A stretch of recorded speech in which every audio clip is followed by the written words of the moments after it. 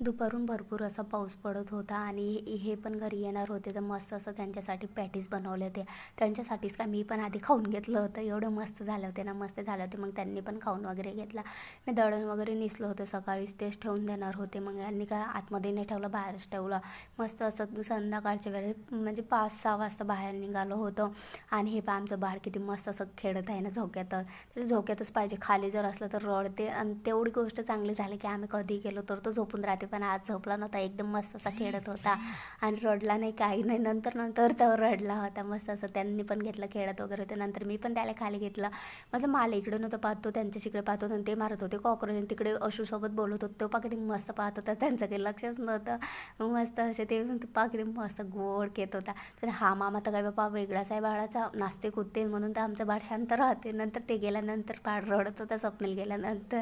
त्यातले नाचायला पाहिजे की काय माहिती. त्याच्यानंतर पप्पा आले, पप्पानं बाळाला घेतलं, पण काय नाही, ते रडत होता, विसरला वाटते. म्हटलं बापा रडन तर तुम्हाला आता, कारण की एका हप्त्या बाद येतात, तिकडे बाहेर कामाला राहतात, म्हणून बाहेर रडत होतं. सर्वजण बाळाला पाहत होते, तर बाबा पप्पा आहे पप्पा आहे, पण पप्पाला काही ओळखत नव्हता. असा गोड मस्त झोपला होता. ओ माय बाय पिट्टू. नंतर मग आम्ही घरी आलो, जेवण वगैरे केला आणि चॅनलला सबस्क्राईब केलं ना तर सबस्क्राईब करा. भेटूया नेक्स्ट